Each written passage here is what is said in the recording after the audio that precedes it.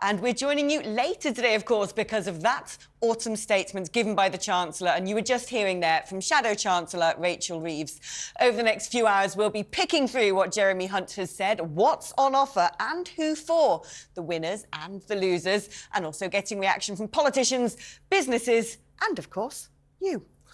Right, well, I've woken up now. I know, I saw you snoozing in the corner. I've been making my notes. Well, we're going to analyse this with our resident experts in just a second. But my juvenile, useless mathematics work out that so far, I think we could be as much as maybe a pint of beer a day better off. Yeah, I think for the average person, that national insurance cut is the equivalent of about £1.23 is what I calculated, which, you know, isn't really the greatest, is it, when food prices have gone up at around 30% higher than 2 years ago.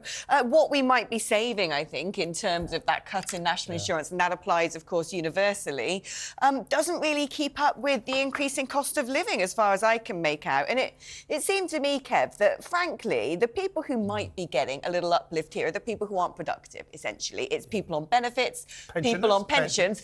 If you're someone who's earning money, you probably won't really notice much difference when it comes to your pay packet. Old Hunt was trying to look like Father Christmas. Now, this is the most astonishing autumn statement ever. You know, everybody's going to be so rich from now on. It was really thin gruel.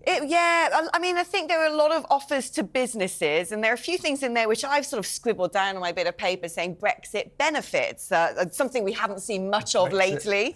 Increasing tax relief, free ports, giving a stop to the automotive and aerospace industries, 3 more investment zones, and also, quite interestingly, when it comes to the giving bungs to certain industries, including automotive, aerospace and life sciences, pharmaceutical companies, they will have their corporation tax reduced to 19%. Is that because AstraZeneca turned around and said, we can't afford to stay in the UK anymore, it costs too much money? I think it might be. Yeah, here's the deal. Joe Bloggs, the bus driver in Rotherham, I could just imagine him going, oh, my God, it's so good for the aerospace industry. This is the problem. I mean, you know, all this sounds like very good sort of oratory from Jeremy Hunt, but break it all down, and for the average man and woman in the street, there's not a lot to go around. Not a lot for the people. Maybe a few bits and bobs for businesses. I think, you know, in terms of businesses... Which is good. It is good. I mean, we do need to get growth in this economy. We've been hearing that for years now. And I think the big headliner, they would say, in terms of help to businesses, would be this full expensing tax relief. Now, to the average person, that doesn't really mean much. But apparently, like the rest of the budget. The stuff you buy to make your plant work, you can actually set against the tax you pay.